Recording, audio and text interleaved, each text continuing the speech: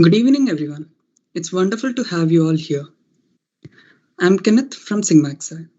Today, we have with us Saket, who will help us to understand the major web scripting languages and concepts such as HTML, CSS, JavaScript, jQuery, and AJAX, and how they are being used to develop the front end of web apps, how to work on open source projects, and following modern front end practices.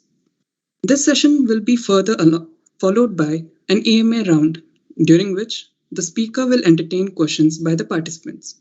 Without further ado, let's dive right into the session. Over to Saki.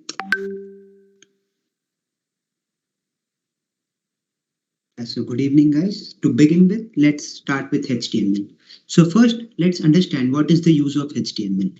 So in your website, you may want to have some images, some content, like some paragraphs, some headings, some videos. You may have different types of data in your website. So to define the structure of the data, we use HTML to do that. So the building blocks of HTML are elements, tags, and attributes. So let's understand them in an order. Firstly, what's an element?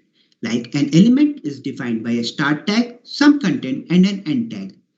Like now, we have to see what is a tag. Like I have told before that the data may be of any format like images, text, videos, and so on. So to define the structure of that content, we use tags. For example, if we want an image in our website, we use the img tag. And likewise, if we want some text, we may use a heading tag or a paragraph tag. So we now understood what is an element and what are tags. Now we'll see some commonly used HTML tags in HTML. So firstly, the div tag. Why to use the div tag? We use the div tag to define a particular section in our document or to wrap some content in a container. Next, paragraph tag. So it's self-explanatory that paragraph tag is used when we want some text in a paragraph format. Next, and hyperlink, a tag, anchor tag. We call it an anchor tag. So why is it used? If we want to get redirected to some other website from our website, we use the anchor tag. Next comes the heading tags. Like if we want to give some section of our website a heading, we can use the h1 to h6 tags. The h1 is the largest and h6 is the smallest in font size.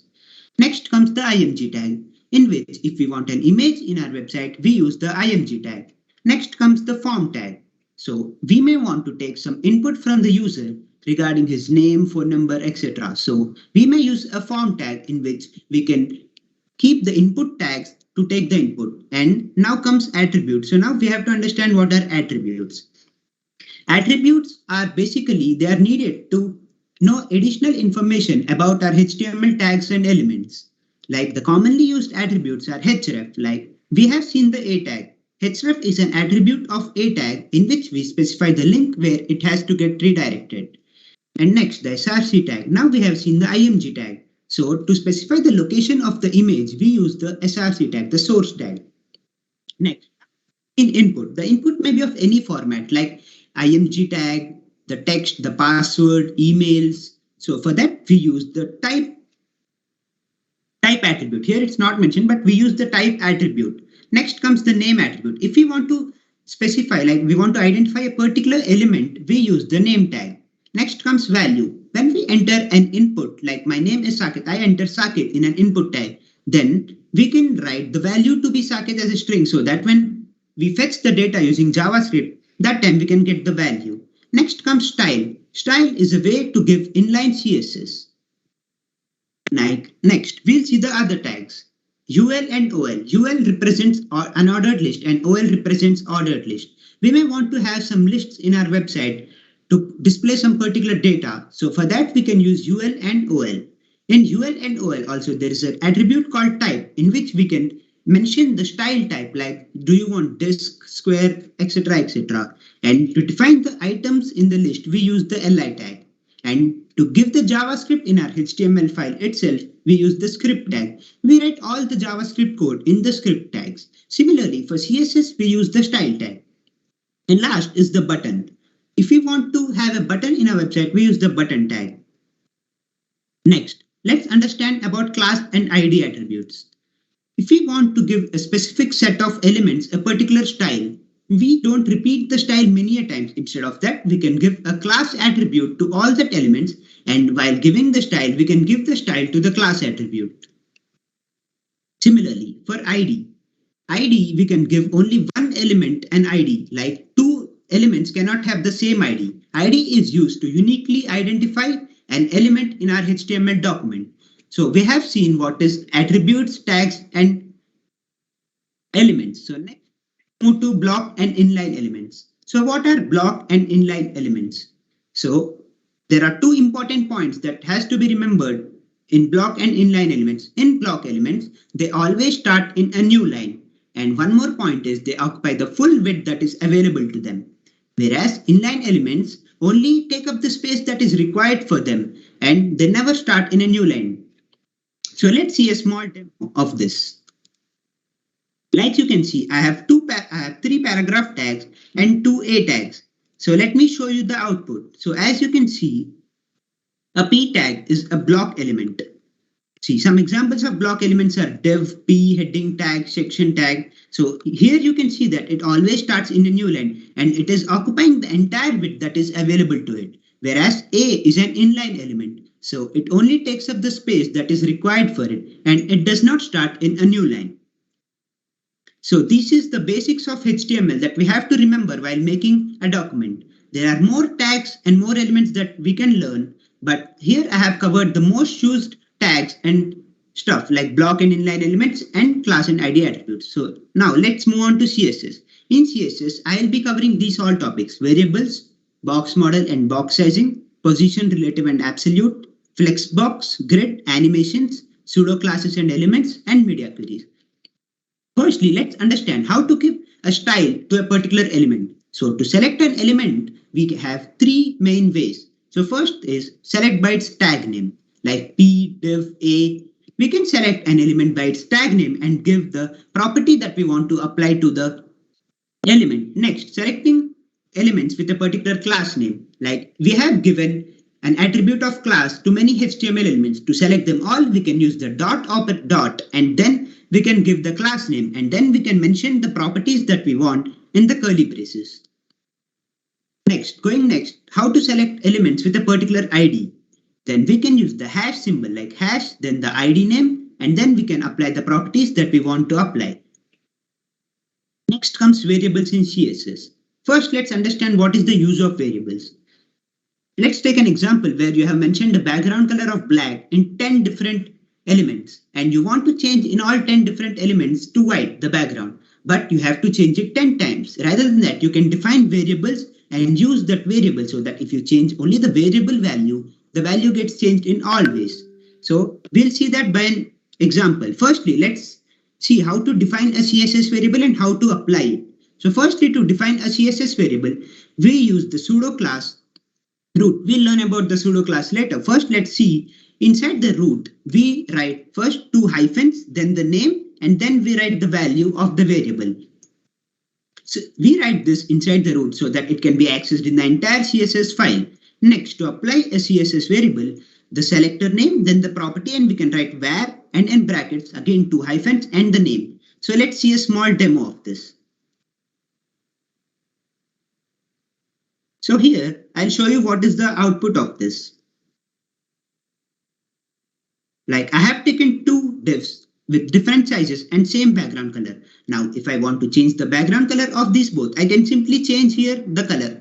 But if I have taken 10 or more containers, it will be a tedious task to do. So now let's define variable. Firstly, to define the variable, as we have seen, we have to write inside root minus the var name. Suppose I want to give BG color. Then we can write the value, that is 12121. Now, to apply it, we have to just go here and write var minus hyphen and then the variable name like BG color. Like you can see that there is no change in the output, but if I want to change now the color, I can simply just change in the variable value and it gets changed everywhere. So this is an advantage of using variables. Here there are only two containers, but maybe you may have many containers, so that to avoid to change that many times, we can simply use the root and then we can apply by using CSS variables. Now moving on further. Next, let's go to next topic, pseudo classes. So what is a pseudo class? A pseudo class is used to define a special state of an element like and how. Let's understand this by a small example. So let me show you the output and then like how we can apply these pseudo elements. So the syntax of this pseudo elements is we write a semicolon, then the pseudo class name, and then the style required to it. Now let us see if I am hovering through this button, like there is no change to this button, but to increase the user's interactiveness with us, let's make some effects so that when we hover it, we see something. So first I'll select the element with the tag button and then I'm using the pseudo class. So I give a semicolon, then the pseudo class name.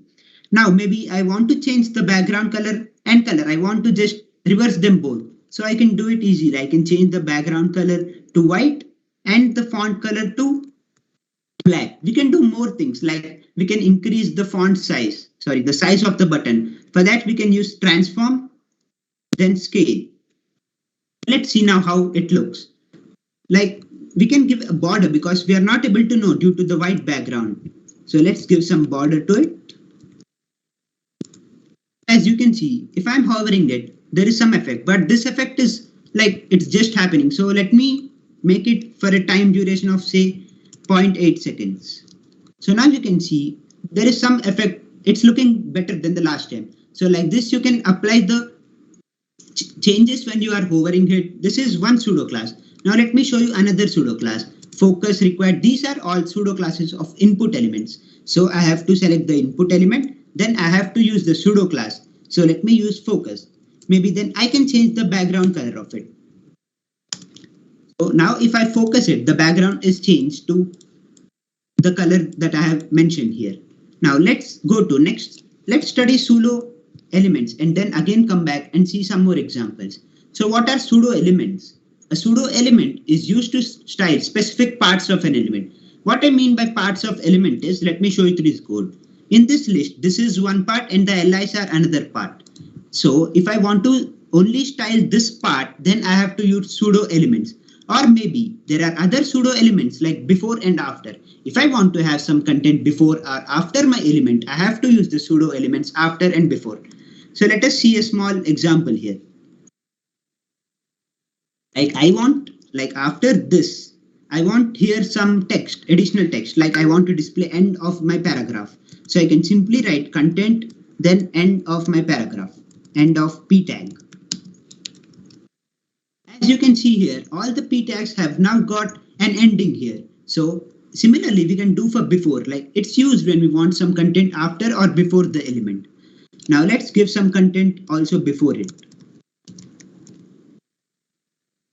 Like not only content, you can give it properties also. Like I want to change the color to red. Then I can do. Then it is shown in red color. Not only the content, there you can apply all properties that you can apply to a normal element to the pseudo elements as well. So let me give start of p tag. This is my start and this is my content and this is the end of p tag. Now a situation arises where you want to just change this color, only the second one, but you are not sure, like there is one way that you can give an ID to it or class to it and then change it. But instead of doing this, I can use a pseudo element known as pseudo class known as nth child.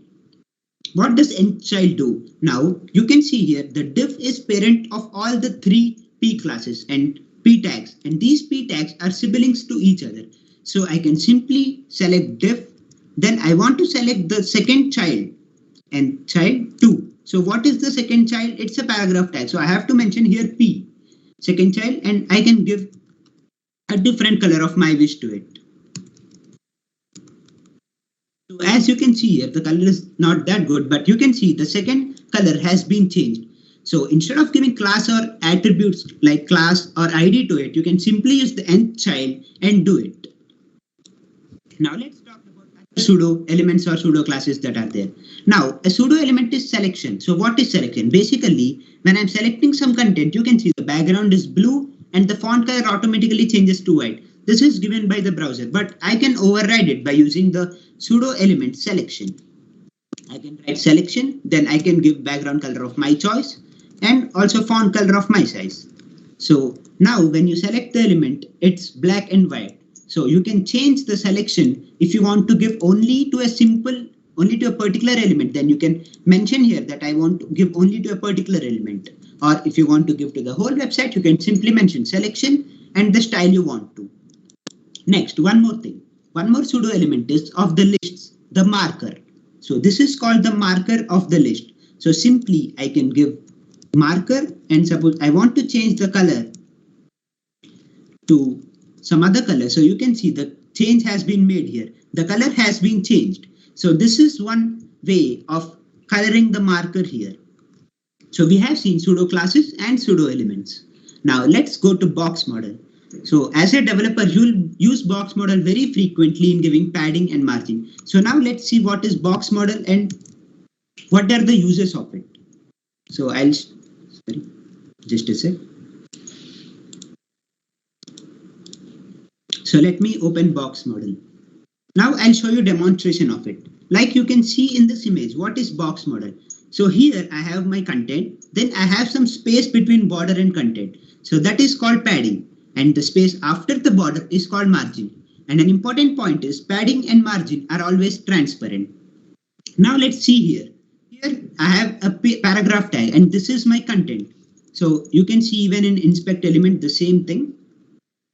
So as you can see, there is no padding, border and margin mentioned yet. I'll mention that. So as you can see, I have given width and height as 400 and 200, and I am seeing that here. So I know the contents width and height. Now let me try to give some padding. So maybe padding, I'll give 20 pixels. So as you can see, a space is created between the border and the content. And one point to note here is, initially the content size was 400 into 200, but now the padding size is also included in the size. So as you can see here, I have mentioned 400 into 200. So I have given 20 pixels. So the width is 360 plus 20 plus 20 gives me 400. So let's see this formula. Total width of any container is content width plus padding left and right and border left and right. And similarly for height, we take the padding and border of top and bottom. As you can see here, the height was 200 initially, but it's now 160, the content height, but the container height remains fixed as 200. Now let me give some border.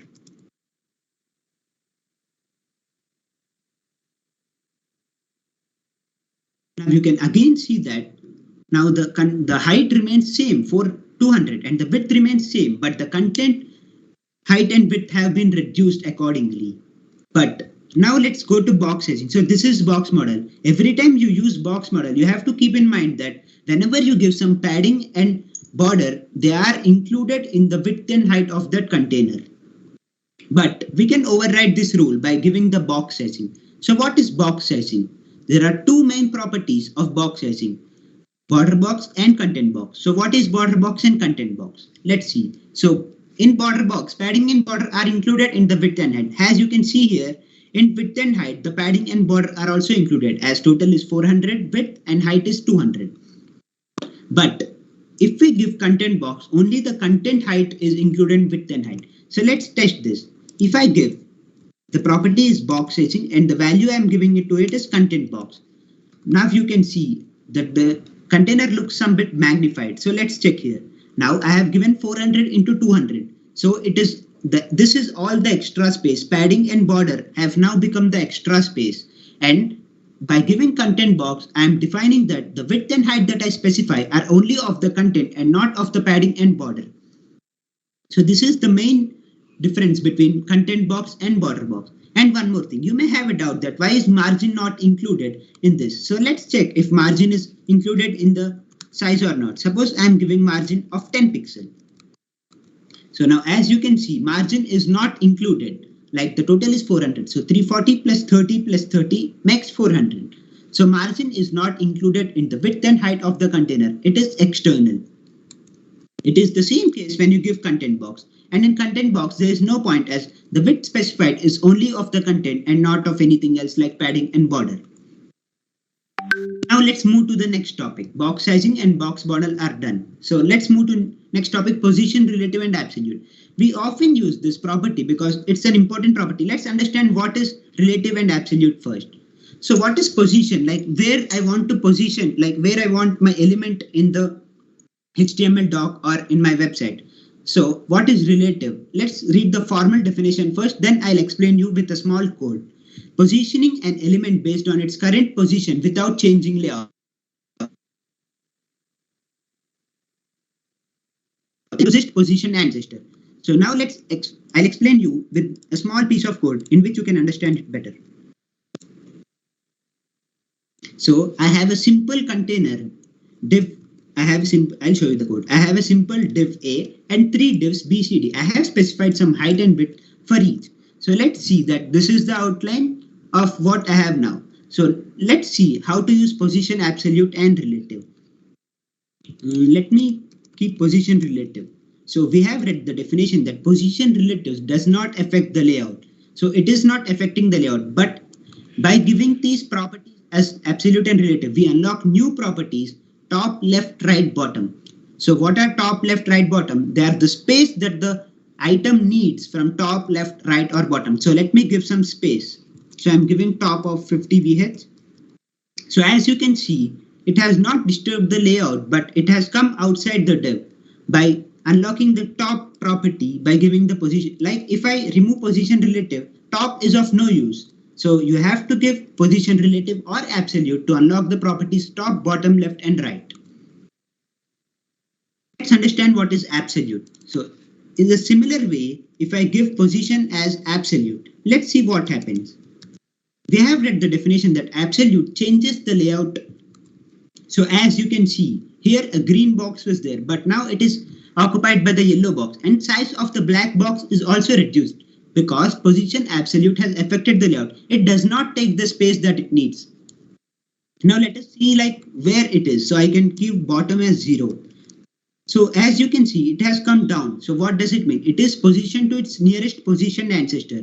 Its ancestors, let's see its ancestors. So its parent is A, but A has no position relative or absolute. It is not positioned. So next is body, and body is positioned. So it has been aligned to body. So now let's try positioning it to A tag. So how to do it? We mentioned position relative, and now it is aligned with position relative with A, with the black box. So this is important that we generally give the parent elements position relative and we give the child elements position absolute. And you have seen why we do it, because by giving position relative to the parent element, the child element which has position absolute is aligned to its parent, is positioned to its parent. The way instead of bottom 0, now I can give other properties like right 0, then it is aligned here. So you can try different properties of top, bottom, left, and right. So the main difference between position relative and position absolute is that position relative does not affect the layout, but it unlocks top, bottom, left, and right properties, whereas position absolute changes the layout and it is positioned to its nearest ancestor, positioned ancestor. So now let's go to Flexbox. Now what is Flexbox and what is the need of Flexbox? To understand this, let's read once the definition here. Flexbox makes it easier to design flexible responsive layout structure without using float or positioning. As we have seen in this example, to position this, I have used position relative and absolute. But what if I can position them accordingly without using position or float? So then comes two important layout models, Flexbox and Grid. Firstly, let's start with Flexbox. How to use Flexbox? As you can see in this diagram, this is a Flexbox. So the main two parts in Flexbox are container and items. Container is the parent element and items are the childs. So how to use Flexbox is, to the parent we apply, or to the container we apply display flex. So let's see a small example in a real website where we can use Flexbox actually. So as you have seen in many documents or many websites, that header somewhat looks like home, about us, and all. But I have not given any style yet. I have just given style to header, and I have a UL and li tags where I can redirect to home, about us, and all. Now let's make it a real header, like how it looks. For this we can use Flexbox. So as we have seen here, we apply to the container or to the parent display flex. Now you can see these are all elements and the parent of this is UL tag. So I have to apply flex to the UL tag. So I simply select the UL by its tag name and then I apply display flex. So now let's see what happened. So as you can see, what happened is now they are aligned in this way. Now let's read first some properties and then come back. Firstly, what are the properties of container? They are flex direction. So what is flex direction is, now this is display flex. And now if I give flex direction as column, you can see it is same as previously what it was there. Flex direction column is used many ways, and even in media queries it is used. I'll show you an example of that later.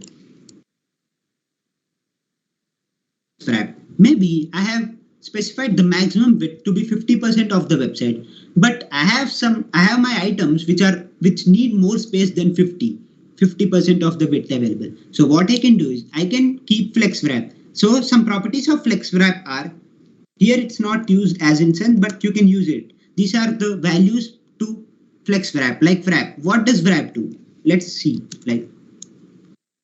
how wrap works also. As you can see, there is no effect now, but if I change my width of UL, let's see what happens. I am giving width as 10 VW. As you can see now, 10 VW isn't sufficient for this. So what they have done is, this is 10 VW. So first 2 elements came, then 2, then the next one. So they are aligned accordingly with the width. Since the max width was only 10, this. So we can use even wrap reverse. Now you can see contact us came above and then gallery and all came. This is the flex wrap property that I have used now. Next comes justify content, align items, align content. So let's see justify content. As you can see, these are very close to them. So if I want some space between them, I can use justify content. Now let's see what justify content does. Justify contents positions all the items in horizontal way, or I can say in the direction of flex. Here, since the direction of flex is by default row, the elements are positioned accordingly with row. So let's give space between so that there is some space between them. As you can see, now there is some space between them, but I want my thing to only occupy 50% of the width. So I can give 50 VW as my width. So this is it. But here also you can see that the home does not have some space to its left side. So instead of using space between, we can use space around. There are many other properties like space evenly, flex start, flex end, which you can explore by yourself. Now you can see that it is somewhat looking like a real website thing, but we have to modify it more. Let's increase the font size and give some font properties so that it looks good.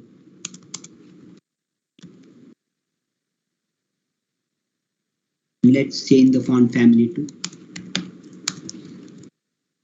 This is somewhat looking better. Now let me change the color so that it looks good. So I go to UL, LI and A. See how I'm selecting is now UL is the parent. So first the parent, then its child is LI, then its child is A. So I'm using UL, LI, A. Then let me remove the text decoration and let me change the color. So it somewhat looks better, but what else we should do is this has to come to the right side and these are aligned to the top and I want them to be at the center. For that we use align items. So justify content we have right now, align items. Align items, align the items opposite of flex direction. Example, the flex direction is row. Then they align with respect to the column. Similarly, if my flex direction is column, then align item works for rows. So let's see what happens if I give align items center. And let me give the height of UL as 100% of the header. So now you can see that they are at the center. So the last task that is left to us is bringing them to the right. The other properties too. Properties of items, flex basis, align self and order. So let's see what we can do with these. So flex basis is the number, if suppose 100% is available, I want an item to occupy more space than the others. So I can give to it flex basis like more space. So simply let me mention here. So now these are my flex items. So I'll give inline so that I no need to select style, then flex basis. Let's see that it occupies 60%. So here you can see that this about us only occupies 60% of the space. This all space is occupied by about us. So in this case, it's not required. But when you require a particular item to occupy more space than the others, you can use flex basis. And similarly, let's see order. I want the about us to be somewhere else, so I can use that with order. So what happened? I gave order 1. So what happened is it moved one space. As you can see, about us is here, whereas now it went here. So this is order. So it starts from here. So order 1, 2, 3, 4, 5 like that.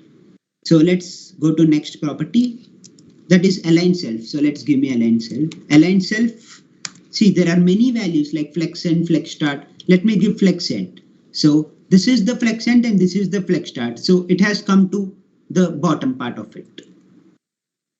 And you can even use justify self so that it, if you want to apply it for the row. Okay, here it's not applicable. No problem. Task left to add as is bringing to the right. Now there are two ways to do it. One way is we studied position, relative and absolute. So let's use it. This is my parent. So parent of UL is this. So let me give this position relative, and to the UL tag, I'll give position absolute. And you know that position absolute. Now there is no effect, but I want this to be at the right. So I have to give right 0. Now you can see that it has come successfully to the right. And there is one more way which we can use. And why not to use this way? Because now the UL is not occupying any space. So if I add something to the header, it will occupy the full space, because by giving position absolute, we are telling that it's not occupying any space, as we have seen in the before example. So instead the header a flexbox.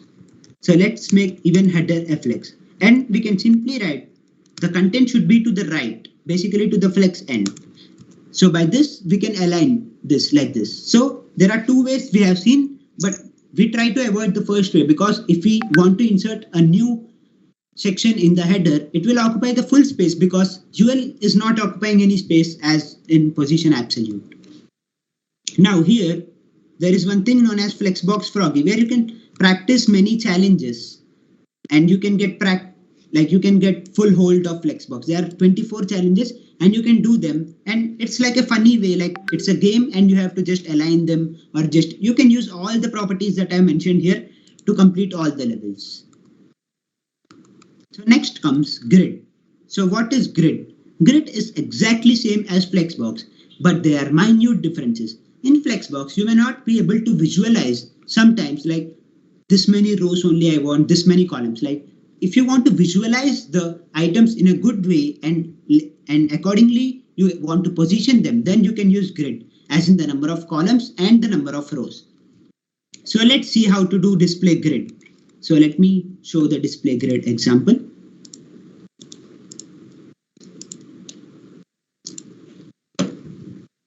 So here I have a big container wherein I have 4 things. Now it is overflowing, but we will set it accordingly. Now I want like maybe some 4 cards here or 4 in a single row. So let's first understand what are the properties there to the container as well as items. Even in the grid, we call the parent element as container and the child element as items. Now properties of containers, like grid template column. So what is grid template column? If you want to mention the number of columns, you can use grid template columns. And then grid template rows is used to mention the number of rows you want. Then the column gap and the row gap. Column gap specifies the gap you require between 2 columns, and similarly the row gap.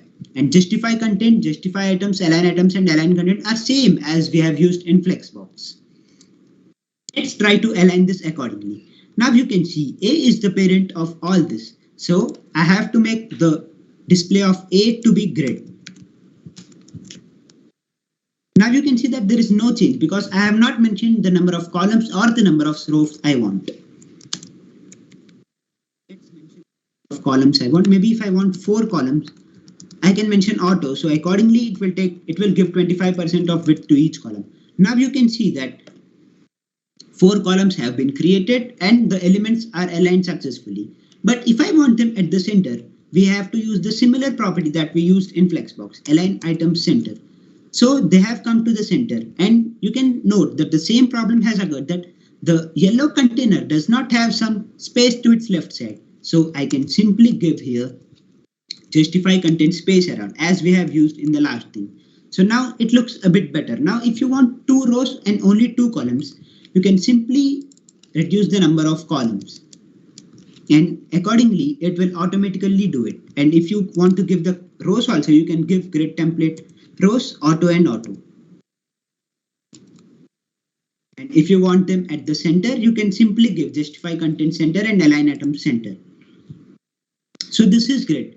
So basically Flexbox and grid are both same in the way they perform. Just the way if you are not able to visualize some content in a website and you can visualize easily in forms of tables, then we use grid instead of Flexbox. Now next comes animations. Like you want to add animations to your website, you can use Css Animations.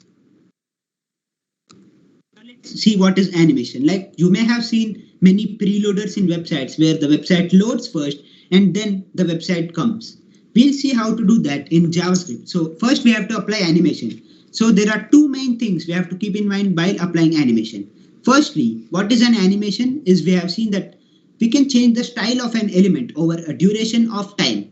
So firstly, in the keyframes rule, we have to mention the style changes that are required while going through that animation. So let's take a small example and see it.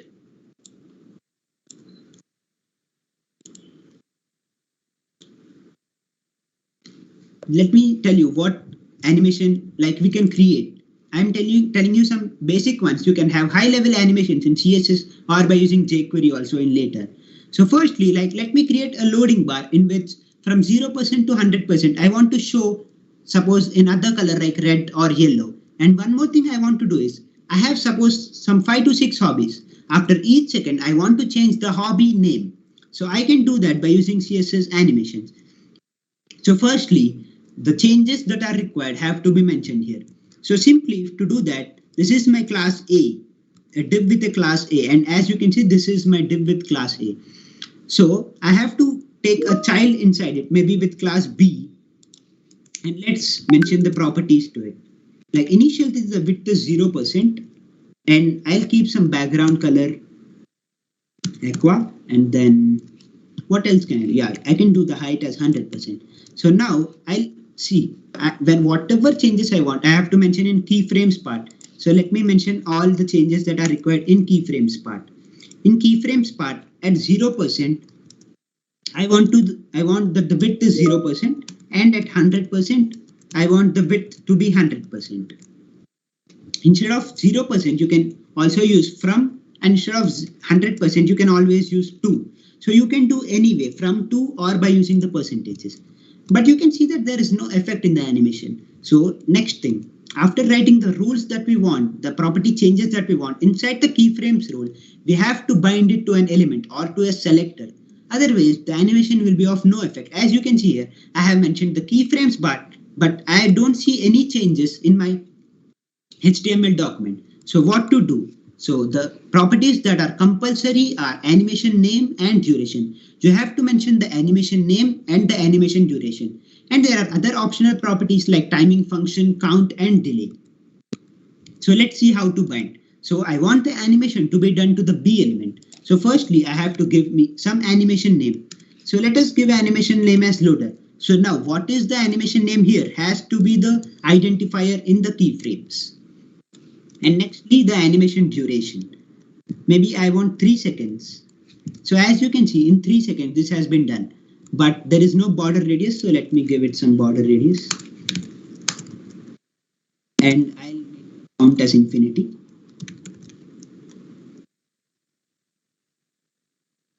So as you can see, but there is one more defect in this, that it starts slowly, then it is fast, then again it ends slowly. For that, I have to use animation timing function. There are many ways to do this. In this, we can mention any way that we want, but let's mention linear so that it happens uniformly over the duration of the time. So this task is completed. So now I want to change my hobby names here. So how to do this is we have learned about pseudo classes and pseudo elements. We know that one of the pseudo element is after and one is before. So let's use the same here. I have an h1. So h1 after.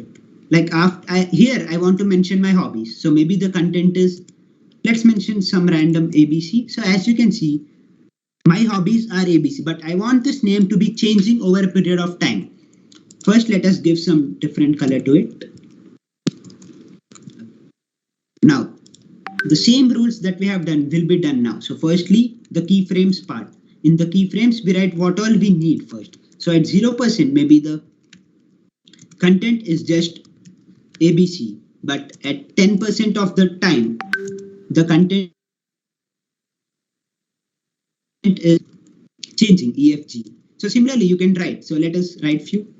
I'll mention 25, then 50%.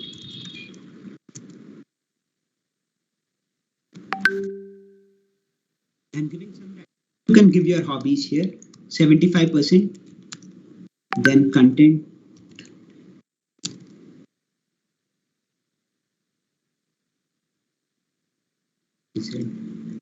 And at last is the 100%.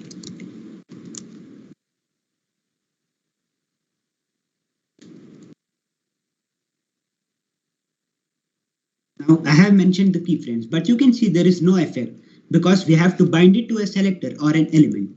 So let's bind it. Firstly, the animation name, like it has to be the same. So hobby, and the identifier should also be same. And next is the animation duration. Maybe like I have given 25, so 5 seconds let me take, so that after each 1 or 2 seconds it changes accordingly.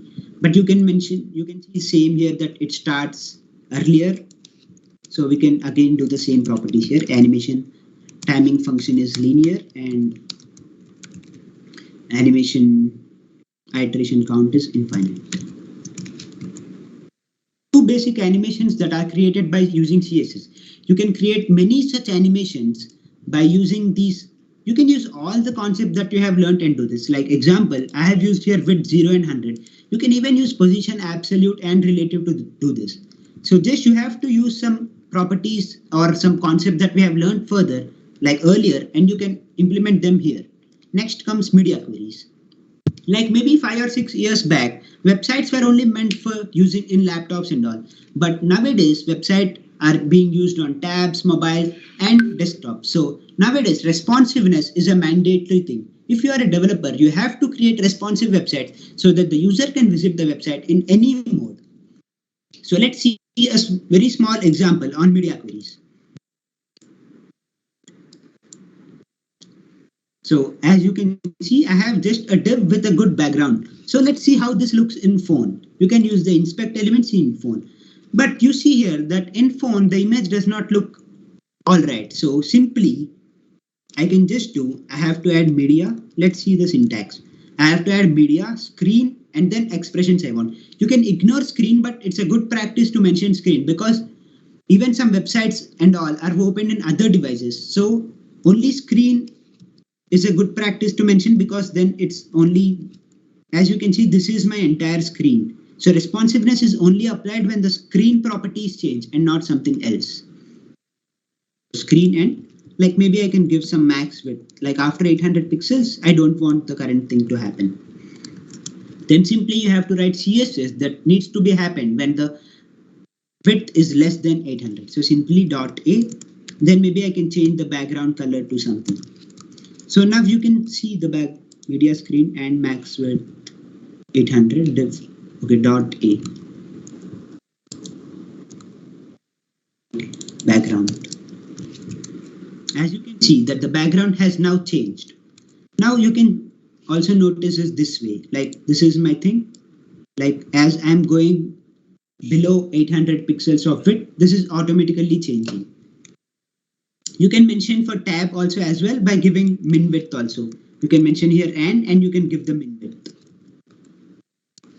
So now let's see some useful shorthand properties. Like instead of mentioning color, image, repeat and position, we can directly mention background, then the color first, then the image, then repeat and position. Like it's not mandatory to use the shorthand properties, but if we use the shorthand properties, our code can get a little bit small. Next property is of padding. Since if I use only padding to all the directions, simply I can mention padding 10 pixels. But if I'm giving padding in all directions to be different, then I can use this. Like you can imagine in clock where this is the top, then it moves clockwise direction. So next right, then the bottom, then the left. You can see top, right, bottom, left. And in some cases, maybe the vertical padding may be same and the horizontal padding may be same. There you can use padding. First you mention the vertical padding and then the horizontal padding. And this is the shorthand even for margin as well. Next comes border. So border width, style, color. Like you can see I have used border thing in earlier elements as well.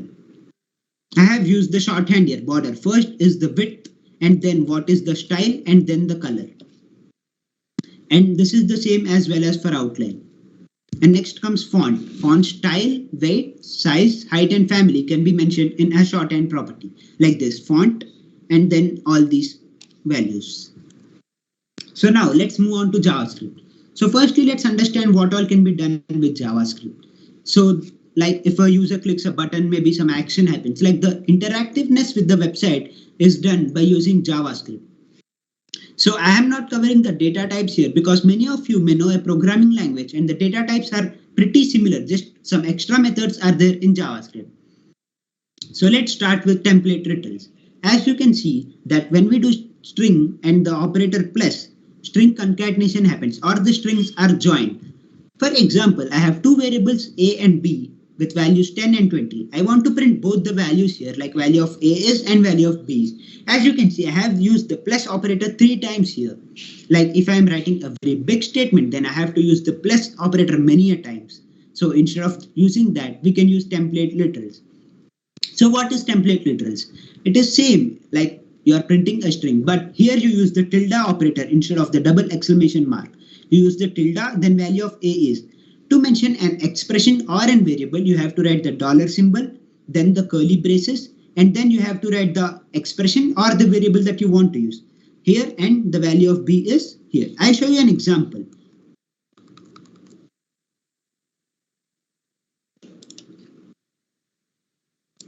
So here are template variables. Simply I have taken 3 variables with my name, branch and college name.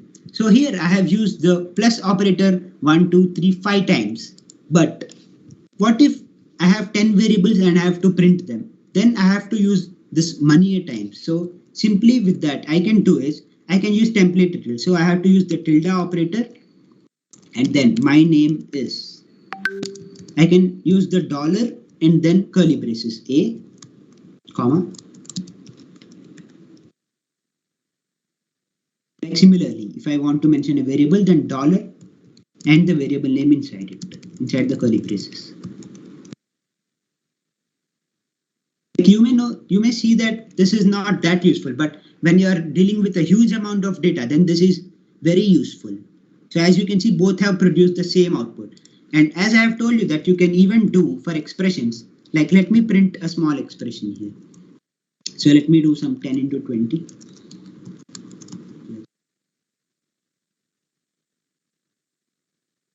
Let me run it. As you can see, 200 plus 24, 224 is printed here. So you have to note that you can even use the variables or you can write expressions also inside it. This is very much useful when a large amount of data is coming from a JSON file or an XML file and you want to print it here. Now, let's go to next arrow function. So we know that functions are used to avoid repetitive code when we want to perform the action same. Like many a times the same action when we want to perform, we use functions. But let's see what is the syntax of functions in JavaScript. We have to write function, then the function name, then the parameters, and then what is the action that needs to be performed. But instead of writing the function keyword many a times, we can simply use arrow function. So let's see the syntax of arrow functions. Firstly, we mentioned const, let or var. You can use anything. So let me tell you the difference between const, let and var. Const and let are of block scope, whereas var is of function scope. And the other difference is, if you have defined a variable with const, then you can't change it in the future. So first you have to mention this any of the keyword, then the function name, and then the parameters, and then this equal to. It's also known as fat arrow function because this uses the double equal to, and then you can use the curly braces. You can correlate this with lambda expressions in Java. So simply I can remove the function, then let me use const add equals. I have to mention the parameters in this braces. And next So you can see that the same task is performed here 30. And you can use one more thing. Here only I have a single instruction that has to be performed. So I can simply remove even these braces. And it works as the same 30. So we have to use functions over and over many a times. But instead of using the function word every time, we can use fat arrow functions like you have seen here. Now let's go to browser object model. Firstly, window is the parent of all the objects that are there in JavaScript. Maybe it object, array, BOM, everything window is the parent of it. As you can see in this picture, the childs of window are BOM, DOM and JavaScript. In JavaScript, we have the function, array, object, string and everything. So what is browser object model? Browser object model. Browser object model includes the properties and methods of the browser. Like first, let's see what are the methods in window object. The methods are window.alert, confirm and prompt. Now let's see what are alert, confirm and prompt. As you can see by the name, alert means it displays a message, and confirm, it is asking for your approval or your confirmation. And prompt is like asking you an input. So now let's see this by an example. So I have taken a simple HTML file with there is no content inside it. I'm just using the script tag. Simply, if I want to display a message, I have to use window.alert. If I want to print hello world. So as you can see, an alert has been displayed with hello world. Now similarly, what is prompt and the other method, that is confirm. So let's see what is confirmed as window.confirm. Like maybe I can ask, do you want to see the date? See the time. As you can see here, window.confirm, do you want to see the time? So yeah, do you want to see the time? If I click OK and cancel. So as you can see, there are two here, OK and cancel. So you have to note that the window.confirm returns a Boolean value, either a true or a false. It returns true when I press the OK button and false when I click cancel. So let's see here. Let me take this inside if. If the user clicks OK, then I have to display him the time. So I can do that by using the date object.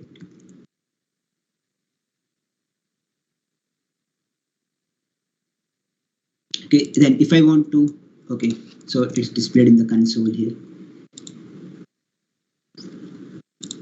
Or simply I can use document.write for it. What is document.write when we come to browser object model? As you can see, the date has been displayed, and if you want the time also, you can use .local string. Okay, let me reload it. What if I type cancel? Since it is false, it is not displaying me the date. And the last thing is window.prompt. Let me ask you an input. What is your name? So window.prompt, enter your name. This returns a string. So you can take this inside a variable. Let s. And then you can document.write similarly the s variable. Let me give some space and then s. Hello world, I want to see the time. What happened to window.prompt? Window.prompt, enter your name. Is there any error? Window.prompt. Let me try once more. Okay, you enter your name. So I am entering my name and the date has been declared here and my name has been displayed here.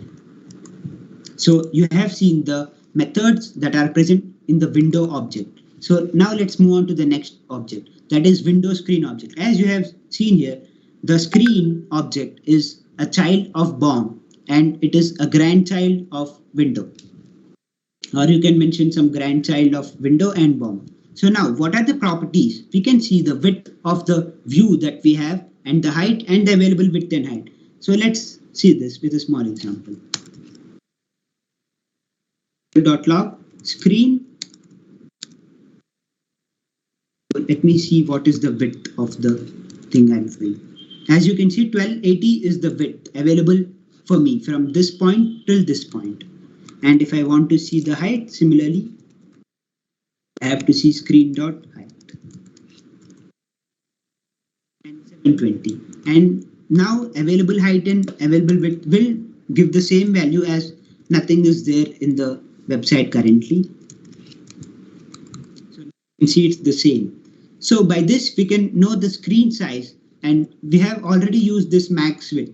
So in CSS we use the max width. So that is same as screen.width. Next, let's go to the other objects like the location object. Like this is my location, this is the URL or the location where I am currently at. So there are some properties of this location object. Location.href, which will give me the whole link, then the host name, which will give the only host name, and then the path name, and then the port. So let me run this and show you like what is the output here.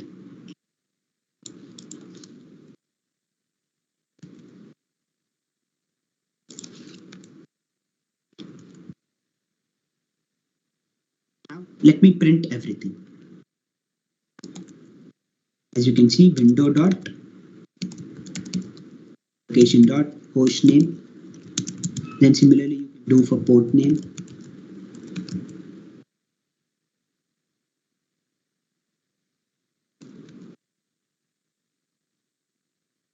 Let me just write port and check.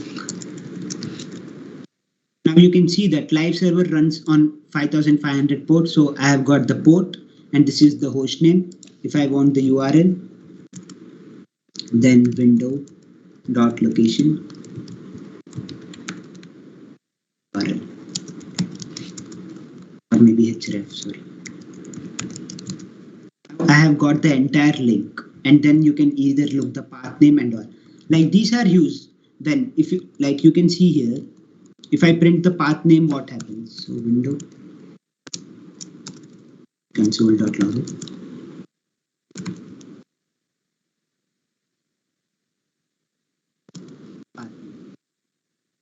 See that the path name is JS and bomb2.html. Suppose the user wants some other part, you can, like if you want to display bomb part1.html, then you can simply change the path name to bomb part1.html. We can use window.location.pathname.replace, and we can replace this. So if you want to display some other method, some other document, when the link is changed here, the path is changed here, then we can use this path name. Let's go to others, the window history. As you can see, history is also an object in BOM. So there are only two methods in history. One is history.back and forward. These are similar with these buttons, the forward and the backward button.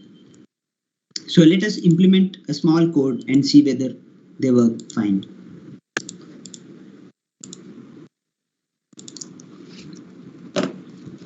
See, as you can see, I have used an A tag to which I am going to Google. Now, if I want to use this forward button in my web page, I can simply do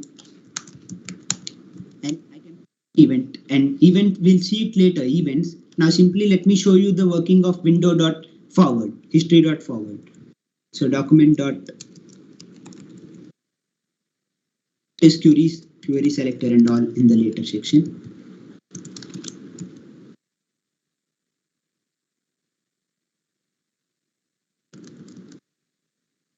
Simply I have to do history.back, history.forward. Actually, I want to go to the forward. So now if I press go forward, it's going to Google again because I have used forward. And similarly, you can use history.back. So in sometimes the user may scroll a bit too down and he suddenly wants to go to the ref part. Like here, it's always there, but maybe in phone it may not be there. So then you can display a small button where you can enable him to go forward and backward. So this is the use of history.back and history.front, history.forward. Next comes DOM. As you know, DOM is also a child of window object. So what is DOM? Whenever you want to modify the style or anything related to the HTML elements, we use DOM. So firstly, to select elements of HTML, we can do in this 5 ways. There is another way also, but that is not used nowadays. So one is get element by ID, in which we specify the ID name, and get elements by tag name as tag P. Let's take an example of P. There may be many elements with the tag name P. So here we use get elements by tag name. It returns a node list. And next, get elements by class name. As you know, class can be to the many elements, a same class name can be specified. So we can use get elements by class name, and query selector all and query selector, like you can use this all functionalities by using this single method. Like if I want to give ID, similarly in CSS we give hash. So we have to use hash here. Then if I want to select by class name, I can use dot. Now you may get a doubt that what is the difference between query selector and query selector all. Suppose there are many elements with my tag name P. So what I can do is if I want to select only the first occurrence, I can use query selector. Or if I want to select all occurrences, then I can use query selector all. Next, working with attributes. Like modifying the attributes in HTML elements can result in a lot of changes. So we'll learn how to modify the attributes. We can set an attribute or we can get the attribute value. Like if I mentioned class equals ABC and I want the particular class name of an element, I can simply use the get attribute and I can remove attributes from an element, or I can check whether this has an attribute. So let's see with a small example. So as you can see, I have simply 3 paragraph tags here. I have 3 paragraph tags and I have given some style to an ID, but I have not given some style to others. So first, we have seen how to select an element, document dot query selector. For the class name, we mentioned dot and then a. And then I want to add attribute to this particular element, an ID, so that this style can be applied to it. So simply I have to set an attribute, set attribute ID and then B. So now you can see that the style that has been applied to this attribute has been applied here because I have added, like what does this do? It adds an attribute here like ID equals B. JavaScript does this job now. And now similar is remove attribute. So document dot query selector. If I want to remove the attribute of ID, I can simply remove it by using remove attribute and then the ID. Show you the other method as well. I'll see out document.query selector.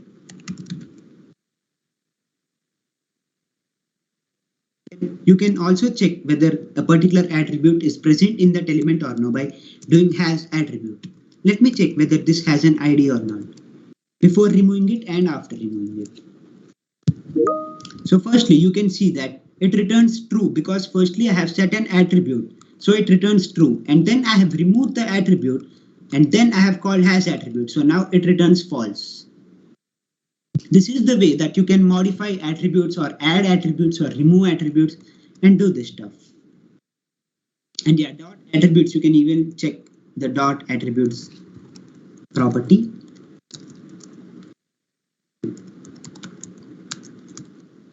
Let me copy the document.query selector.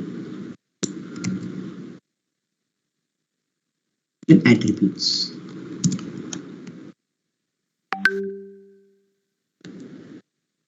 Now you can see I have got a node map where I know this is the class and my class name is A. So node value is A and this is the class.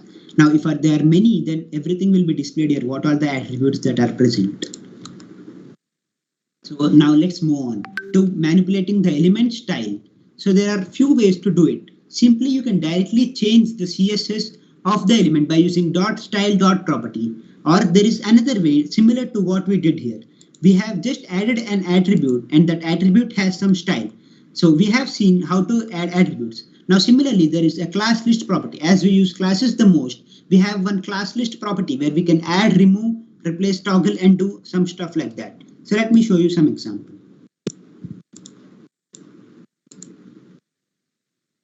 Yes, 1 second.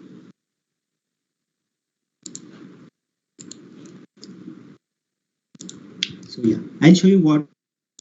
So simply I want that when I click this button to have a tag, and when I click again, I want it to be removed. So we can do this very simply using JavaScript. First, let's select the element, document.query selector. And then I'm selecting here by tag name as there is only one P here. Firstly, I have to add an event listener. We'll see what is event listener later in the next section. As I click this button, what action should happen? Now I'm defining that. Let me select the element with the p tag.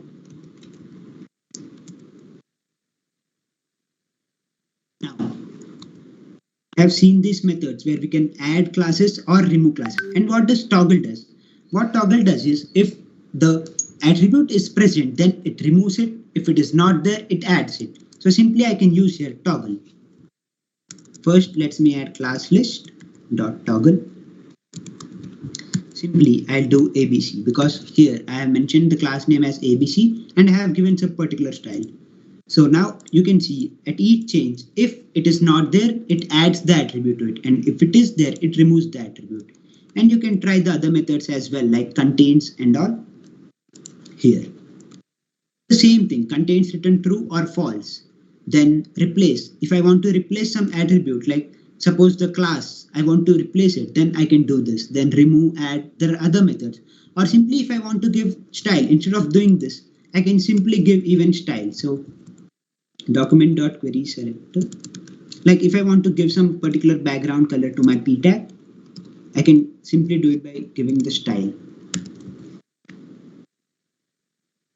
Let me give background color of red. So when I click it, the background of red is created.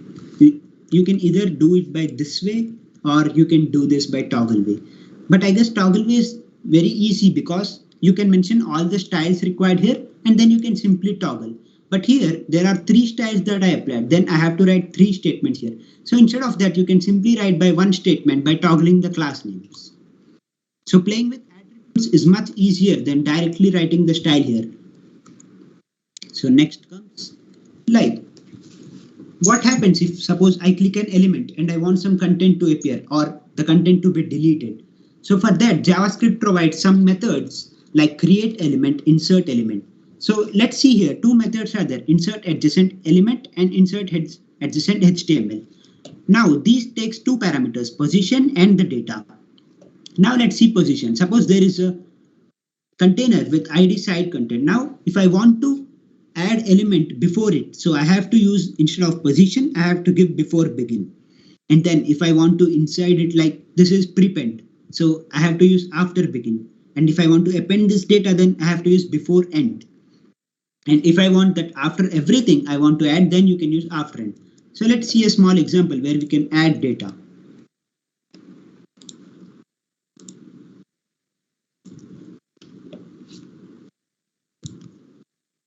So I have one div tag and I want to add some data to it.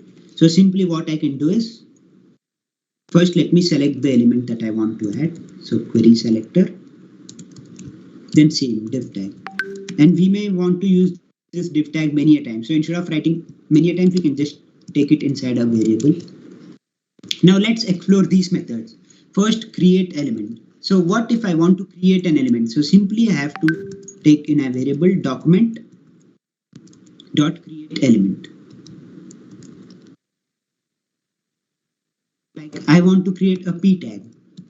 Now next. Now this p tag is empty. It's like this, it has been created like this, but there is no inside content inside it. So for that I have to use dot inner HTML. You can use b dot inner HTML equals hello world. Now let me add to this div. Now you can see there is no change here, but now let me add. So I know that I have created an element. So simply I can use insert adjacent element. So I want to insert it to A. So insert adjacent element and then simply I can give B. Now I have to mention the position here. Like you can see the positions that I have written here: before begin, after begin, before end, and after end. So let me give before end. So as you can see, I have given style to as div so that we can know whether it is inside the div or outside the div. Now you can see it is inside the div. Now similarly, now instead of using adjacent element, I can also use adjacent HTML. So what does HTML do? So let me take it before begin. And here I have to mention my, since it is HTML, I have to mention what HTML do I exactly need here. So p tag, then over 0 maybe. and then so now you can see here that it has been created before the div since I have used before begin. And similarly, you can explore with after begin and everything. So let me change one for you after begin, and maybe this will be hello world too. So as you can see, after begin, so what happened is just after the beginning, I have been inserted this. Now, if I want to do it after end, simply I can do here after end. After the end, it has been created. So these are the things by which you can add elements. Now, simply I'm adding elements, but you can do in your website like when I click a button, a text appears or like that. You want to insert some element. For that, you can use these by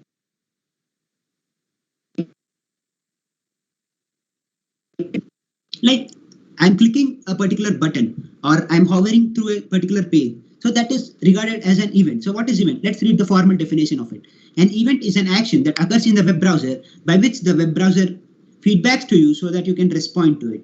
So similarly, click is an event, hover is an event, like that. Similarly, so ways in which you can execute some code when an event occurs.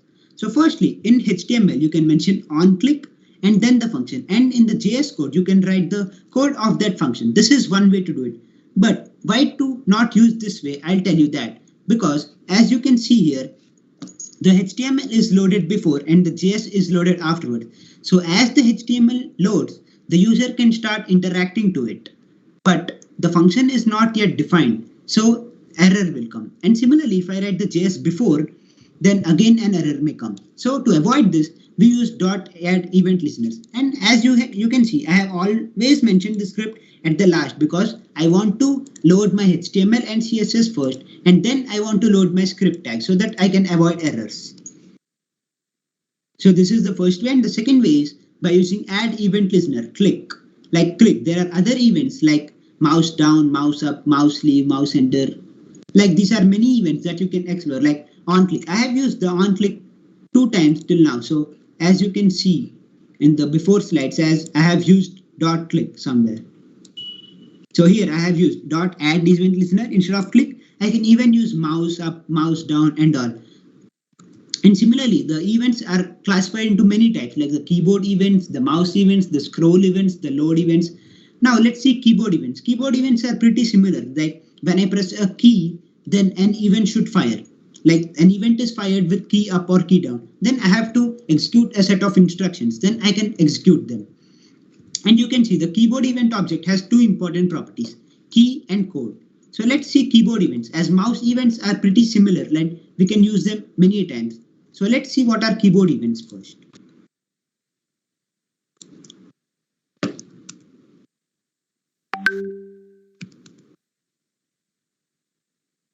So see that, like now I want to press a key and I want to show the user which key I am been pressing here.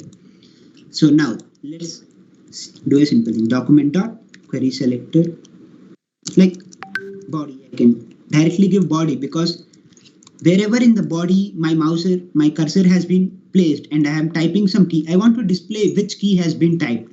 So document dot body dot add event listener. I can simply write keyboard event, so key press, and then it has to be executed. It's an parameter of keyboard event object. I can change the content inside the p tag.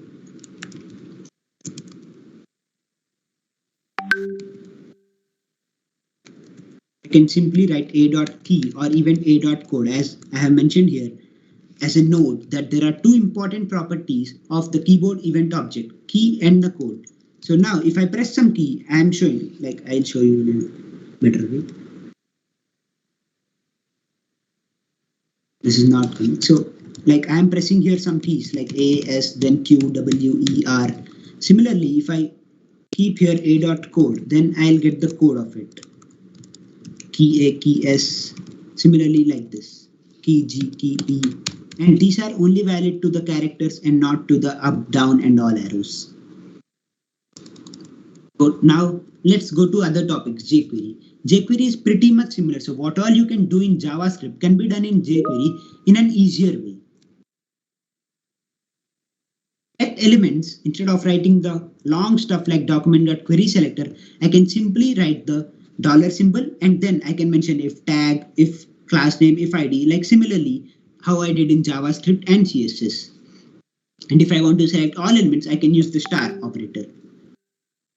And as we have seen, like the class list dot add dot toggle and all, we can similarly use here dot add class, dot remove class and all. Let me tell you what is the difference between JavaScript and jQuery. There is no difference between JavaScript and jQuery. Just you can you can simplify your programming. You can make much faster your coding with jQuery. Like I'll show you a small example. Firstly, how to download jQuery. So you can use a CDN instead. You can go to the official website, downloads, and then whichever CDN you want to use. So you can use any CDN, Google CDN, Microsoft. You have to just copy this code and you have to place it before the script tag because you want to use your jQuery. So jQuery has to be loaded first. Now, instead of writing this all code, I can avoid simply by writing first. Let me select. So I have to select body. So I'm giving body and then dot simply I can do key press. This is the code that has been simplified and this I can remove. So this is now the simplified code. Now you can see that with jQuery, now let me execute it. Like I am pressing some keys and you can see that some output is coming. So it is same, like you can just increase your speed by using jQuery. These are the methods that we even saw in, like you can use style.property. Here you can directly mention the CSS by name value pairs. And then DOM, like instead of using inner HTML, you can use HTML. And instead of using inner text, you can use text. And instead of using .node value, you can just use val. And for setting attributes or to get the attributes, you can simply use .attr. And jQuery events are same as JavaScript events. Just instead of writing this whole code, I can simply select the element and write the event name. That's it. And this is same. Instead of before begin, I use before. Then after begin, I use prepend and all. It's pretty similar, just the length of the code will be reduced and you can increase your speed. Remove and empty are same, like remove child, append child. They are similar, remove and empty.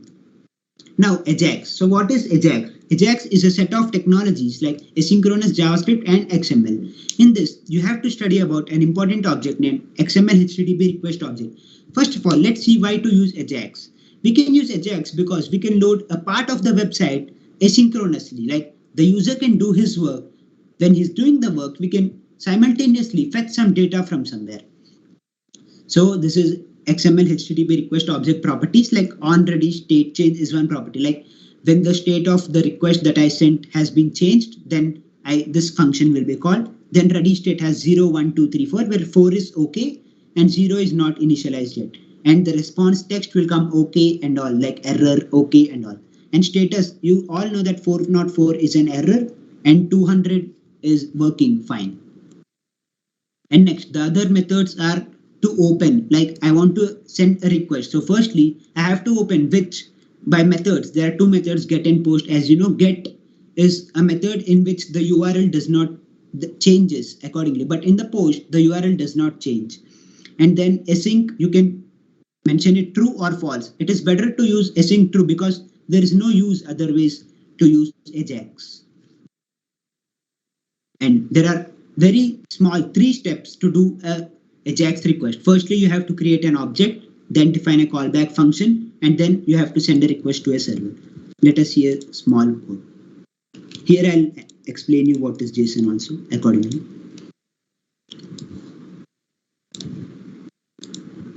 So here you can see I have used jQuery here because I want to do it fast AJAX.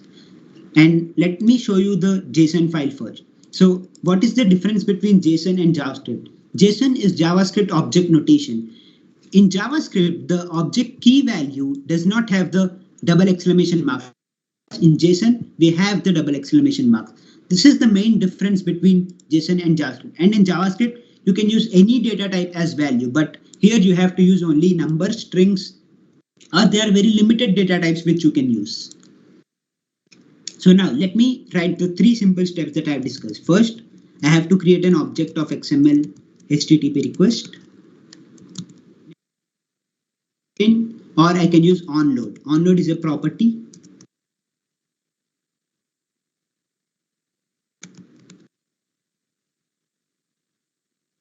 Now in onload, I have to mention the working that needs to be done.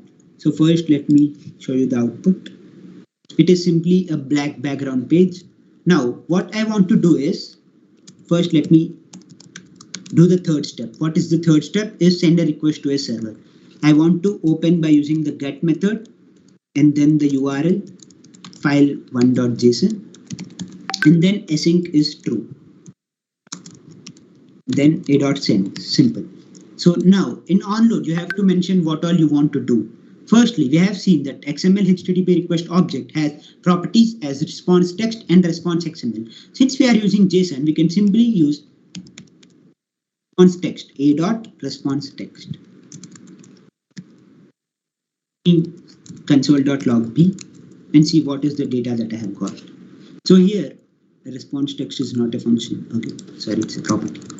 So here I have got a string here, but a string I cannot use to find the properties. So I can change JSON strings to objects by using json.parse.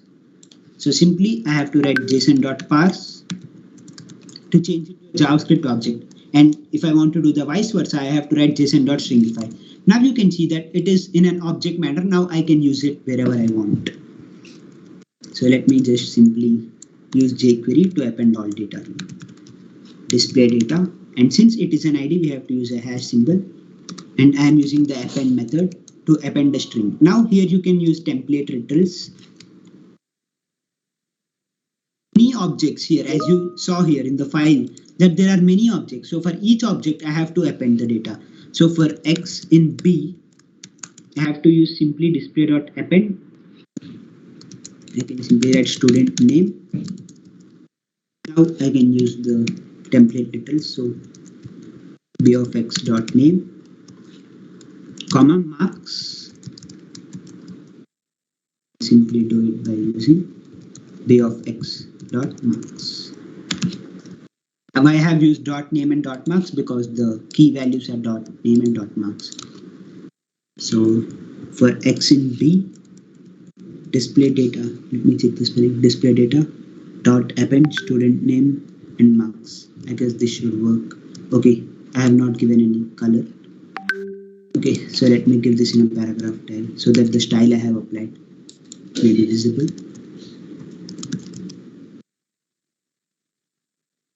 That the data has been fetched. Here the data is very small, but even if you have large chunks of data, it does in a very fast way. So yeah, thank you. Now I'll push this code to a GitHub repo so that you all can use it whenever required.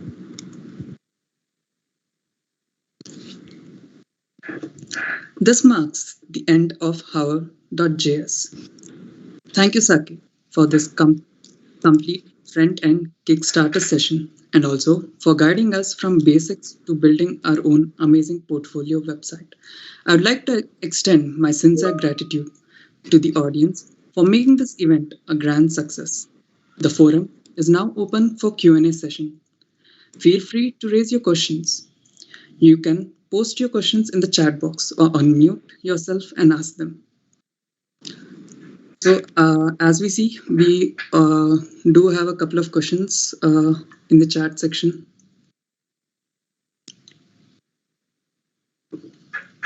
So once this repo has been pushed into the GitHub, we will be going ahead with the AMA session.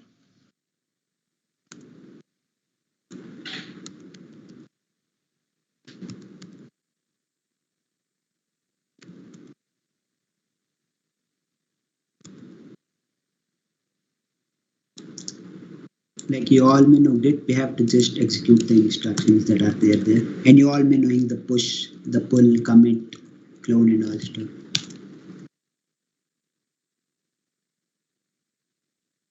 So yeah, I have pushed the code and you all can view the code here.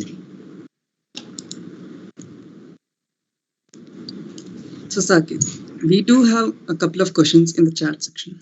So firstly, The first question is, can you list out the advantages of making a website on your own using HTML and JS compared to using CMS sites like WordPress or Webflow?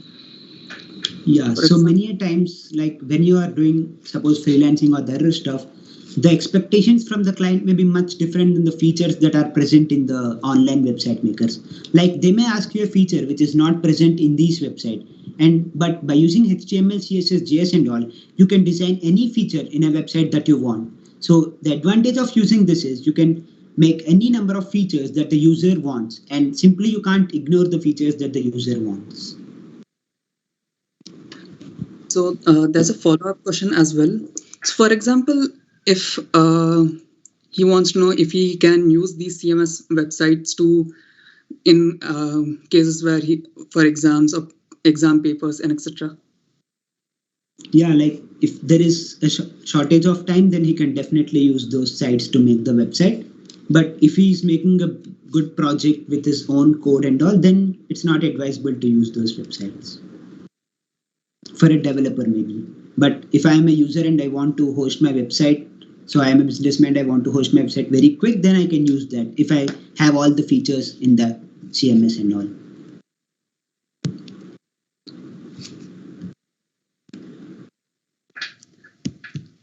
Okay, so we'll wait another minute for any more questions from in the chat section, or someone might be typing. So which framework is best for web dev? Like there are a lot of frameworks like front-end frameworks like React, then Vue, then Angular. Then to support React, we have Next.js, WebGL, and many things. So it is your wish. You have to see all the advantages and disadvantages and what is your requirement. Then you can learn a framework accordingly. Like no framework is better than another, but some may be easy to grasp, and that is the case. Like which you understand the best, you can learn that.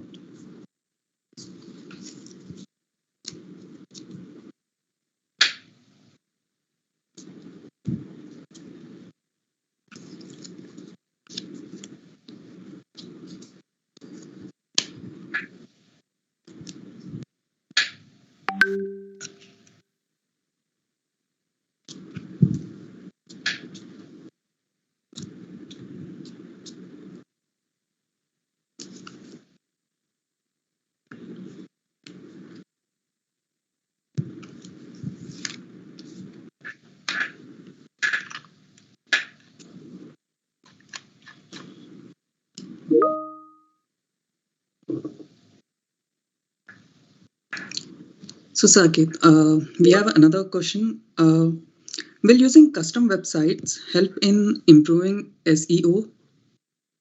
Like I didn't get the question. Like can you repeat it, please? Will using custom websites help in improving SEO? Okay, so for SEO, you have to write a lot of meta tags and all. So SEO is basically the number, like if the number of users visiting your website grows a lot and you have specified the required meta tags for it. Like there are a lot of ways to improve SEO, like mentioning the meta tags and being in the top rankings where Google gives the rankings according to the features in your websites and all. And like it's basically the number of users keep increasing and your website keeps increasing on the list that appears when you search some result. So while making customizable websites, you have to keep note that you have to mention initially a lot of meta tags so that the SEO bots that are there in the browser can find your website easily. Yeah, so that is basically the first thing. And as user increases, the automatically your website will be in the top. Okay, so hopes that answers your questions, Akash. So we have another question.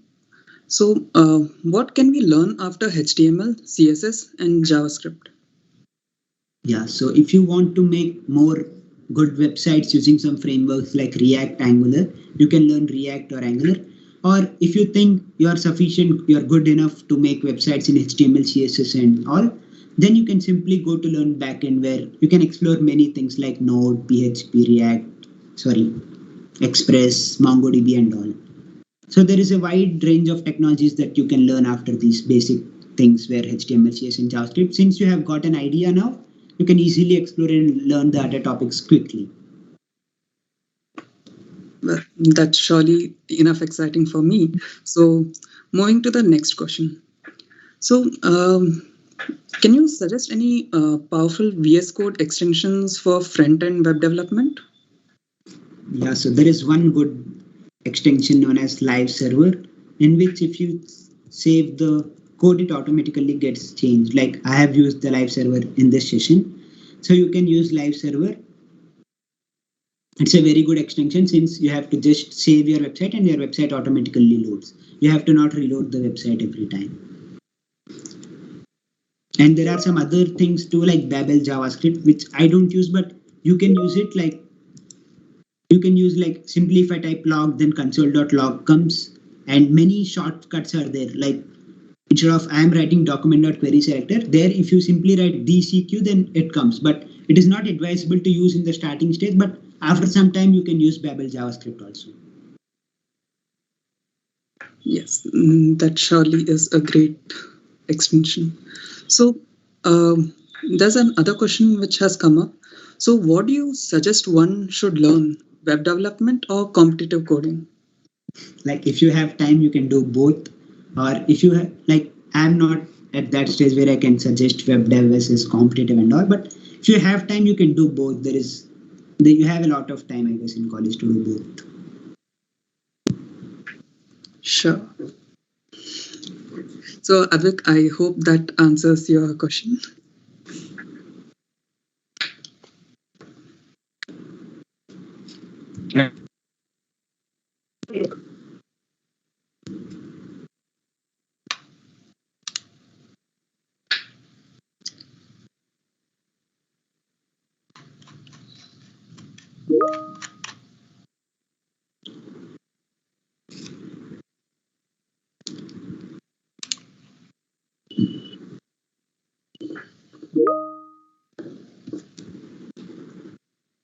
Okay, so there's another question. What are the latest structural frameworks professionals are using for the front end web development nowadays?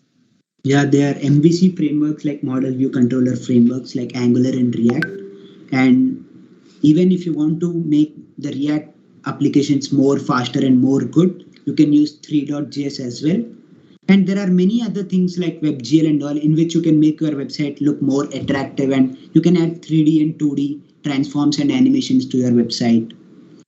Like there are many things, but you can learn anything that suits you the best, that suits your requirements the best. Well, Aditya, I hope that answers your question. So, with that, we would also be delighted to get your feedback about the session and incorporate your inputs in our upcoming sessions. The feedback form link has been posted in the chat box, and the QR code of the same is being displayed on the screen. Thank you once again for joining us.